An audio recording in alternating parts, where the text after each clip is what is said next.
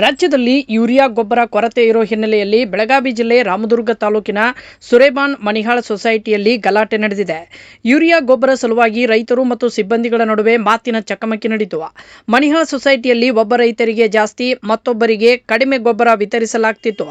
ಇದರಿಂದ ರೊಚ್ಚಿಗೆದ್ದ ರೈತರು ಸಿಬ್ಬಂದಿಗಳ ಜೊತೆ ವಾಗ್ವಾದ ಶುರು ಮಾಡಿದ್ರು. ಸ್ವಲ್ಪ ಮಟ್ಟಿಗೆ ಈ ವೇಳೆ ಗೊಬ್ಬರ ವಿತರಣೆ ಮಾಡುವುದನ್ನು ಸ್ಥಗಿತಗೊಳಿಸಲಾಗಿತ್ತು. ಕೂಡಲೇ ಸ್ಥಳಕ್ಕೆ ದೌಡಾಯಿಸಿದ ಸುರೇಬಾನ್ ಪೊಲೀಸ್ ಠಾಣೆ ಸಿಬ್ಬಂದಿಗಳು ಪರಿಸ್ಥಿತಿಯನ್ನ ಹತೋಟಿಗೆ ತಂದ್ರು. ಇನ್ನು ಈ ವೇಳೆ ರೈತರನ್ನ ಮನವೊಲಿಸಲು ಯತ್ನಿಸಿದ್ರು.